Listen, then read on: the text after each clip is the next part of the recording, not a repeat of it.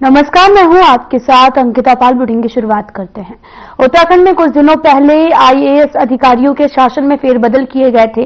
वहीं अब उत्तराखंड शासन ने 11 दिसंबर देर शाम 5 आईपीएस अफसरों के दायित्वों में बदलाव कर आदेश जारी कर दिए हैं और इस दौरान अमित कुमार सिन्हा से अपर पुलिस महानिदेशक सीसीटीएनएस एवं दूरसंचार का पदभार हटाया है। वहीं वी मुरुनेगेशन को लेकर भी अपर पुलिस महानिदेशक अपराध एवं कानून व्यवस्था की जिम्मेदारी भी दी गई है और एसपी अंशुमन को अपर पुलिस महानिदेशक सीसीटीएनएस एवं दूरसंचार की जिम्मेदारी दी गई। इसके अलावा करण सिंह नगियान को भी पुलिस महानिदेशक सुरक्षा अधिसूचना मुख्यालय की ओर से और साथ ही राजीव स्वरूप को पुलिस महानिरीक्षक गढ़वाल की जिम्मेदारी सौंपी गई है।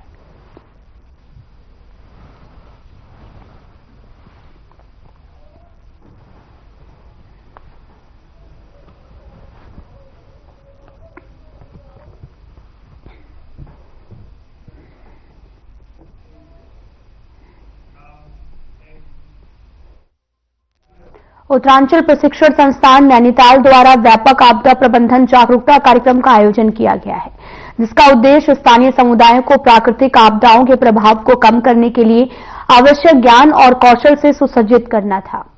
और ये कार्यक्रम जो है वो कालसी के ब्लॉक सभागार परिसर में आयोजित हुआ है, जिसमें स्थानीय निवासी, सरकारी अधिकारी और आपातकालीन प्रतिक्रिया टीमों ने बड़ी संख्या में भाग लिया है।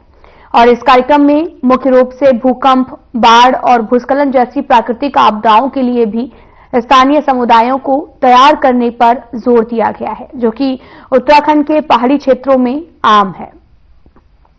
कार्यक्रम की शुरुआत associated professor doctor Om Prakash टोलिया के उद्घाटन भाषण से हुई, जिसमें उन्होंने आपदाओं से संबंधित मौतों और क्षति को कम करने में तैयारियों के महत्व पर प्रकाश डाला। डॉक्टर टोलिया ने कहा कि आपदा के बाद के पहले कुछ मिनट बहुत महत्वपूर्ण होते हैं और समय पर और प्रभावी कार्रवाई से जीवन बचाए जा सकते हैं।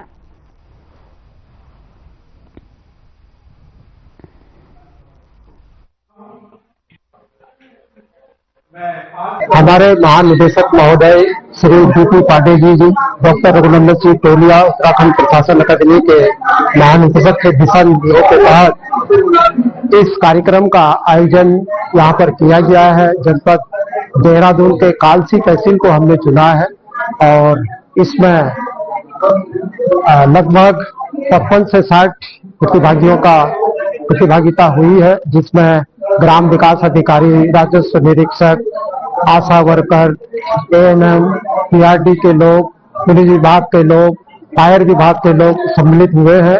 और इसका मकसद यही है कि अगर हम पूरे उत्तराखंड की बात करें तो यहाँ पर आपदाएं निरंतर बढ़ती चली जा रही हैं। उत्तराखंड प्रशासनिक अकादमी नैनीताल द्वारा 2 दिवसीय डिजास्टर के लिए एक ट्रेनिंग प्रोग्राम तहसील कालसी अंतर्गत आयोजित किया गया है, जिसमें ट्रेनिंग एकेडमी के जो ट्रेंड प्रोफेसर हैं उनके द्वारा ये प्रशिक्षण कार्यक्रम दिया जा रहा है। इसमें विभिन्न विभाग के जो कर्मचारी अधिकारियों द्वारा प्रतिभाग किया जा रहा है, क्योंकि आमतौर पर देखा गया होगा कि उत्तराखंड एक आपदा संभावित जो प्रदेश है और यहाँ मतलब आप देखते होंगे प्रत्येक वर्ष किसी न किसी रूप में आपदाएं आती रहती हैं। तो उसी को दृष्टिगत रखते हुए, चूंकि ये मैक्सिमम जो कार्यक्रम होते हैं आपदा प्रबंधन विभाग द्वारा कराए जाते हैं, लेकिन इस बार उत्तराखंड प्रशासनिक अकादमी द्वारा भी इस कार्यक्रम का आयोजन किया जाए।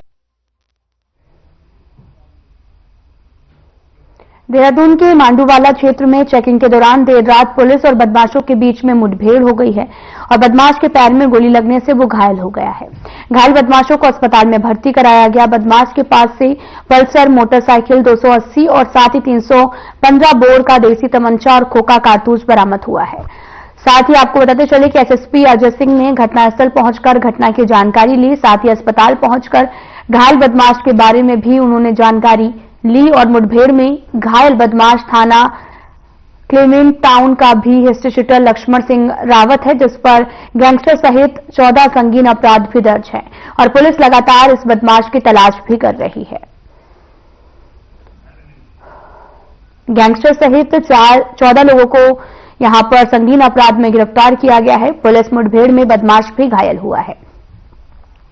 पूरा मामला देहरादून से सामने आया, जहां पर बाइक और तमंचा भी बरामद की गई। साथ ही आपको बताते चलें कि अपराधियों और पुलिस में मुठभेड़ हो गई। इस दौरान गैंगस्टर सहित 14 संगीन अपराध भी दर्ज किए गए हैं। बाइक और तमंचा भी बरामद हुआ है।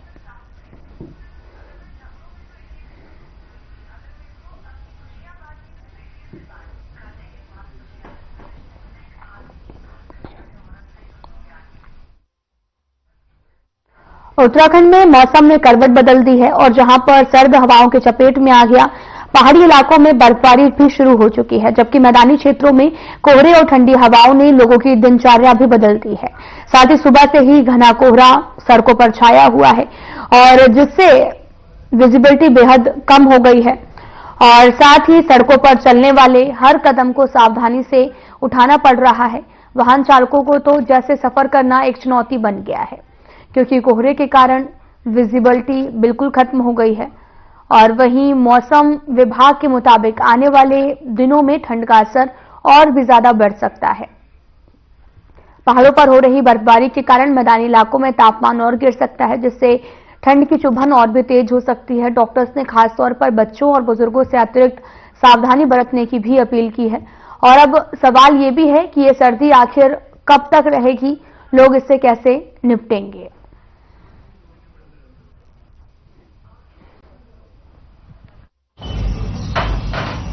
क्योंकि अभी विंटर्स शुरू हो गए हैं, तो सर्दियों में जो हमें स्पेशली ध्यान रखना है, अपने बच्चों को गर्म कपड़े टाइम से पहना के रखें, कैप ऐप लगा के रखें, ड्राई फ्रूट्स दें बच्चों को, मॉर्निंग में बादाम हो गया या फिर अखरोट, ये सब चीजें। और भारी चीजें ना खाएं, भारी चीजें बहुत मुश्किल से डाइजेस्ट होती हैं, तो जैसे छोले, राजमा, उड़द, ये सब चीजें बच्चों को भी नहीं दें और बड़ों को भी थोड़ा हल्का डाइट, क्योंकि जब हमेशा वेदर चेंज होता है तो बॉडी भी उसको एब्जॉर्ब करने में या फिर एक्सेप्ट करने में थोड़ा टाइम लेती है। और यही चीजें हमें ओल्ड एज के साथ भी है, जैसे डायबिटिक पेशेंट्स हैं या हाइपरटेंसिव पेशेंट्स हैं, तो हाइपरटेंशन के मरीजों को भी सबसे ज्यादा ध्यान विंटर्स में ही रखना चाहिए, क्योंकि ब्लड प्रेशर एकदम से कई बार बढ़ता घटता है जब मौसम बदलता है या ज्यादा जाड़ों में, तो उसका बहुत ध्यान रखना चाहिए। देखिए, जैसा कि सब लोग देख रहे हैं कि उत्तराखंड एक पर्वतीय क्षेत्र है और एक वनों का भी यहाँ पर एक अत्यधिक मात्रा में होने के कारण यहाँ ठंड और क्षेत्रों के मुकाबले ज्यादा रहती है। आपने देखा कि पिछले 1-2 दिनों में बर्फबारी भी यहाँ पे शुरू हो गई है उत्तराखंड के पर्वतीय क्षेत्रों में, और तराई के क्षेत्र में भी एक बारिश परसों, आपने देखा कि परसों बारिश भी हुई थी, जिसकी वजह से ठंड भी बढ़ गई है। ठंड बढ़ने की वजह से चाय भी बढ़ गई है, और चाय बढ़ गई है तो उसके साथ साथ लोगों को एहतियात भी बरतना पड़ेगा। सुबह शाम निकलेंगे, ठंड में अपने कपड़ा भी लेना जरूरी है, जैकेट भी खरीदना जरूरी है, और ठंड में जितना कम से कम हो सके सुबह शाम कम निकलें, दोपहर को जब धूप हो तब ज्यादा निकलें। और ठंड तो बढ़ी गई है, उसका सभी को ध्यान रखना ही पड़ेगा।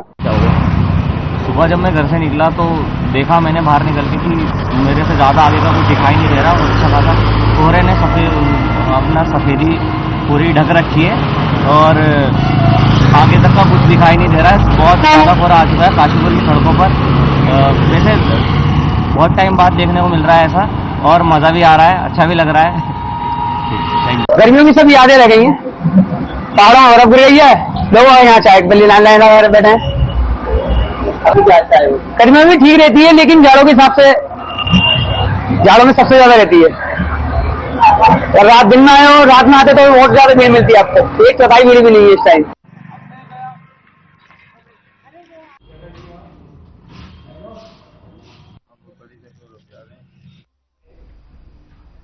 फिलहाल यहां रुकते हैं एक छोटे से ब्रेक के लिए।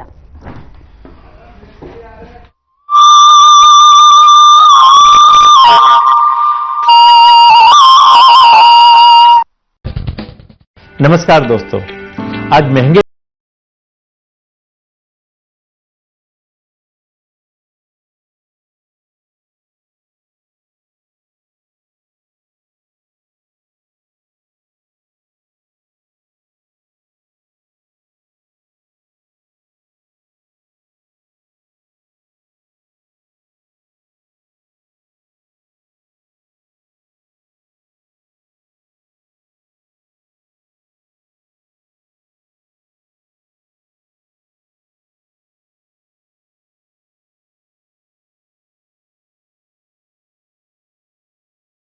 किया है कि 11 जून से 18 जुलाई के बीच अपनी फसल बेचकर 3 करोड़ रुपए उसने कमाए हैं। इस साल भी 12 एकड़ लगाया और उससे वो 12 एकड़ में मेरा अभी तक 17,000 कैरेट का है और वो कैरेट को 770 से लेके 2311 तक भाव मिला है अभी तक। भगवान के दरबार में देर है लेकिन अंधेर नहीं। गायकर और टमाटर की ये कहानी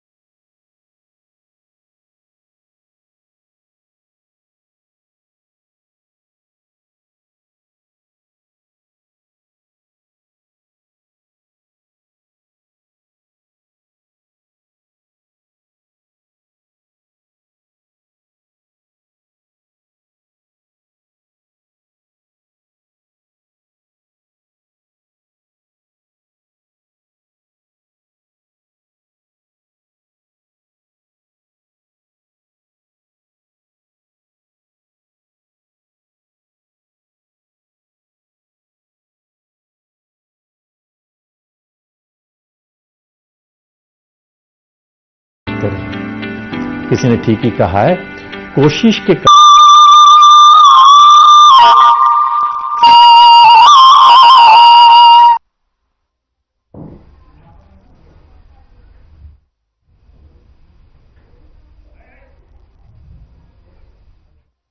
ब्रेक के बाद स्वागत है, आप सभी का रुख करते हैं खबरों की तरफ।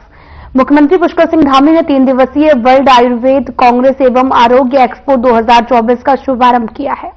केंद्रीय राज्य मंत्री प्रताप राव जाधव भी बतौर मुख्य अतिथि कार्यक्रम में शामिल हुए और वहीं कार्यक्रम में आपको बताते चले कि 3 दिनों तक इंटरनेशनल असेंबली कराई जाएगी। अमेरिका, ब्रिटेन, अर्जेंटीना, साथ ही ऑस्ट्रेलिया समेत अन्य देशों में स्थापित आयुष चेयर के डेलीगेट्स असेंबली में शामिल होंगे। सभी देशों में आयुर्वेद के व्यापक प्रचार प्रसार के लिए रणनीति की तैयारी की जाएगी। मुख्यमंत्री पुष्कर सिंह धामी ने कहा कि विश्व स्तरीय कार्यक्रम की मेजबानी का उत्तराखंड को महत्वपूर्ण अवसर मिला है।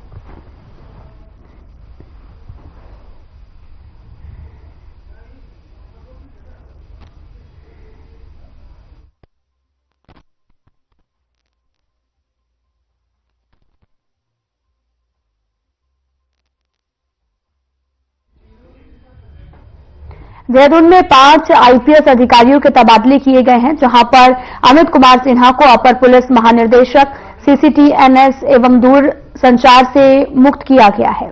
जहां पर आपको बताते चले कि मुरुगेशन को अपर पुलिस महानिदेशक अपराध एवं कानून व्यवस्था की जिम्मेदारी दी गई है। इसके साथ ही एपी अंशुमान को भी अपर पुलिस महानिदेशक सीसीटीएनएस एवं दूर संचार की जिम्मेदारी भी दी गई है और करण सिंह नगन्याल को भी पुलिस महानिदेशक सुरक्षा अधिसूचना मुख्यालय की जिम्मेदारी दी गई। इसके साथ ही राजीव स्वरूप को पुलिस महानिरीक्षक गढ़वाल की जिम्मेदारी दी गई है।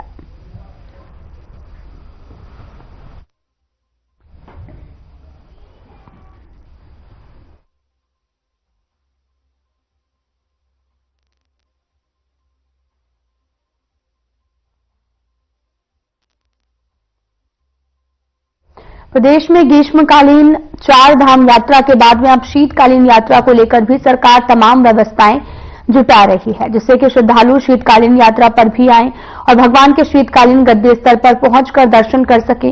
इसको लेकर बीकेटीसी अध्यक्ष अजेंद्र अजय ने कहा कि प्रदेश में तीर्थाटन की अपार संभावनाओं को देखते हुए मुख्यमंत्री ने शीतकालीन 4 धाम यात्रा का शुभारंभ किया और इसी के लिए तमाम व्यवस्थाओं को भी जुटाया जा रहा है। साथ ही उन्होंने कहा कि प्रदेश सरकार और बीकेटीसी कार्य योजना पर काम कर रही है, जिससे शीतकालीन 4 धाम यात्रा को गति भी मिलेगी।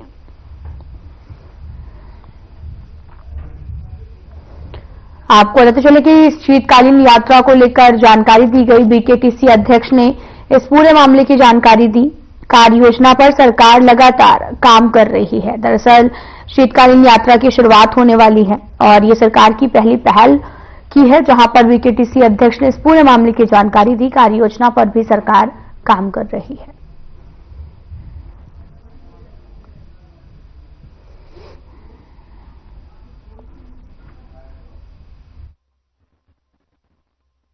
है कि शीतकालीन यात्रा को लेकर के हमारे प्रदेश में पूर्व में भी प्रयास हुए हैं, लेकिन पहली बार की गंभीरता के साथ में इस बार माननीय मुख्यमंत्री जी के स्तर से शीतकालीन यात्रा को प्रयास किए गए और माननीय मुख्यमंत्री जी ने स्वयं शीतकालीन यात्रा का औपचारिक शुभारंभ भी किया है। निश्चित रूप से प्रदेश सरकार द्वारा जिस प्रकार से जिस तत्परता के साथ कार्य योजना तैयार की जा रही है शीतकालीन यात्रा को लेकर के, और बद्रीनाथ केदारनाथ मंदिर समिति द्वारा भी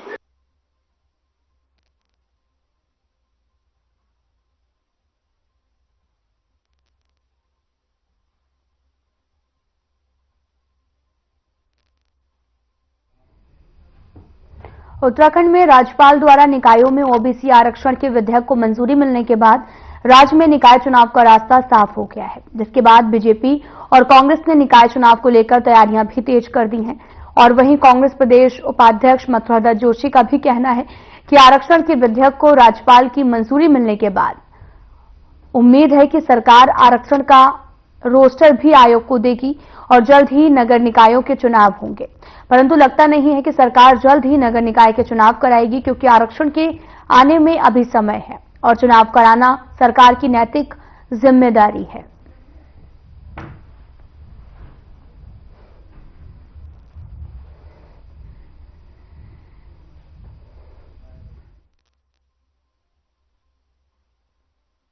विधेयक को मंजूरी मिली है। आरक्षण का जो विधेयक गया था राजभवन, उसको मंजूरी राज्यपाल महोदय ने दिया। उम्मीद करते हैं कि जल्दी ही सरकार आरक्षण का रोस्टर भी आयोग को देगी, सरकार प्रस्तुत करेगी और ये उम्मीद करते हैं शीघ्र ही नगर निकाय के चुनाव होंगे। लेकिन लगता नहीं कि सरकार जल्दी नगर निकाय के चुनाव करेगी, क्योंकि आरक्षण के आने में भी अभी समय है। फिर उसमें आपत्तियां आएंगी, उसके बाद भयंकर ठंड का प्रकोप भी है, बोर्ड के पेपर भी है, तमाम तरह की नई घटनाएं होंगी।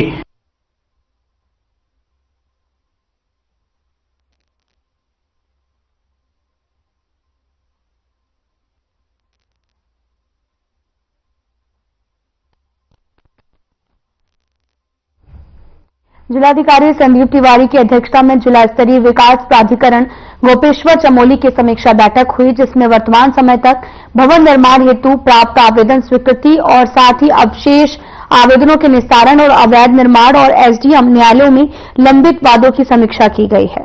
और इस दौरान आपको बताते चलें कि जिलाधिकारी ने कहा कि प्राधिकरण से नशा स्वीकृत किए बिना प्राधिकरण क्षेत्र के अंतर्गत कोई भी निर्माण कार्य नहीं होना चाहिए और सरकारी भूमि पर अवैध निर्माण की शुरुआत में ही रोका जाए, साथ ही अवैध निर्माण को हटाया जाए।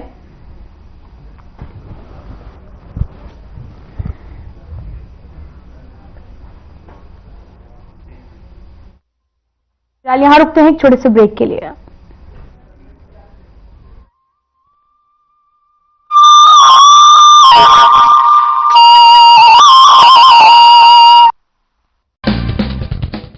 नमस्कार दोस्तों, आज महंगे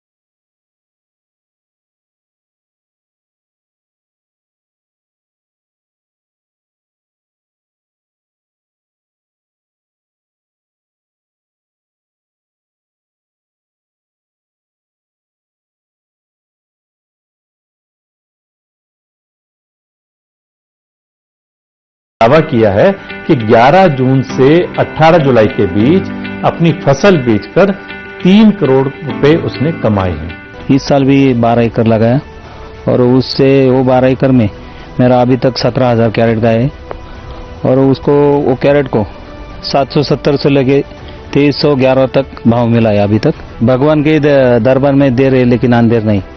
गायकर और टमाटर की कहानी बिल्कुल वैसी है जैसे एक बार एक किसान की सबसे ज्यादा दूध देने वाली गाय गहरी खाई में गिर गई। उसने लाख कोशिश की लेकिन गाय को खाई से बाहर निकालने में असफल रहा। आखिरकार उसने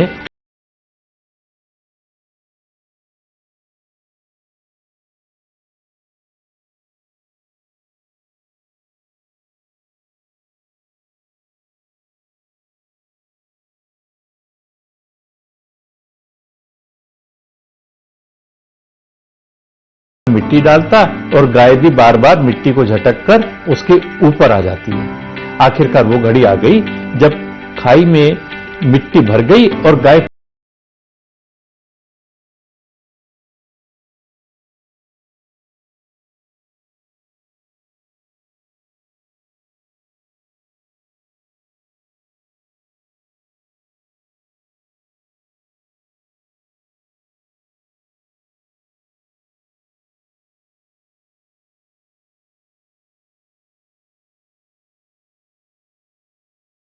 मुकाबला करते रहे। किसी ने ठीक ही कहा है, कोशिश के कदम हर बार बहुत भारी रखो।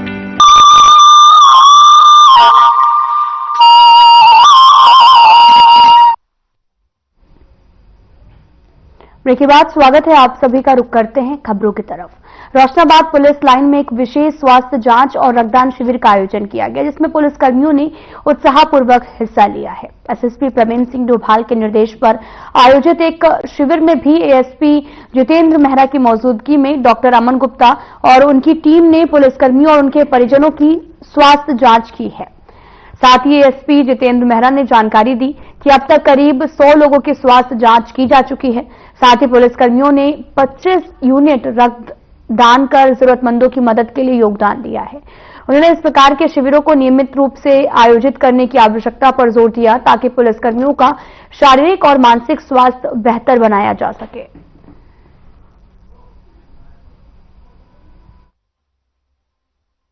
हरिद्वार महोदय की प्रेरणा स्रोत से और जो हमारे एएसपी हरिद्वार जो है जितेंद्र मेहरा जी आईपीएस, उनके प्रेरणा से हमने पुलिस लाइन रोशनाबाद में एक रक्तदान शिविर और एक चिकित्सा शिविर का आयोजन किया है। और यहाँ पर चिकित्सा शिविर में मेट्रो हॉस्पिटल एवं मध्य संस्थान की टीम मौजूद है। उसमें फिजिशियन, आंखों के और जो है बीपी, शुगर, ईसीजी यहाँ पर जो है सब चल रहा है। ये इस साल का दूसरा मेडिकल कैंप है जो पुलिस लाइन रोशनाबाद हरिद्वार में लगाया गया है। पुलिस कर्मी हमारे जितने भी है उनके स्वास्थ्य को ध्यान में रखते हुए और उनके परिवारजनों के लिए भी ये सुविधा है जिससे वो अपना बेसिक मेडिकल चेकअप करवा। और खनन विभाग की संयुक्त टीम ने सिडकुल क्षेत्र में अवैध खनन सामग्री के 5 बड़े भंडारणों पर छापेमारी करते हुए कार्रवाई की है। डीएम को लंबे समय से इस क्षेत्र में अवैध खनन सामग्री के भंडारण की शिकायतें मिल रही थी, जिसके बाद यह कदम उठाया गया है। साथ ही एसडीएम अजयवीर सिंह के नेतृत्व में टीम ने सभी जांच भंडारणों की भी पैमाइश की है और उत्तराखंड खनिज अवैध खनन परिवहन एवं भंडारण का निवारण नियमावली 2024 के तहत आगे की कार्रवाई भी की जा रही है।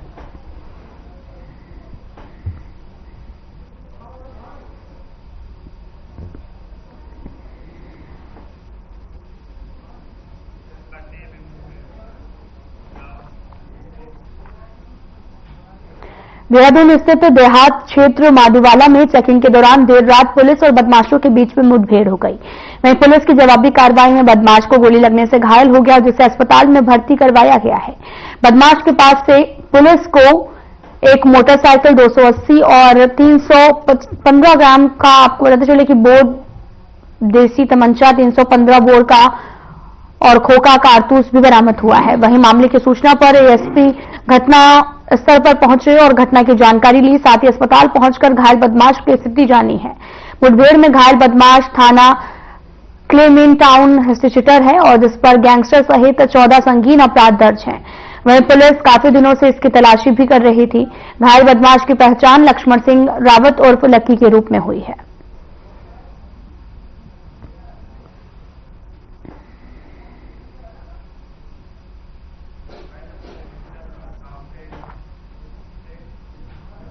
फिलहाल बुलेटिन में इतना ही। नमस्कार।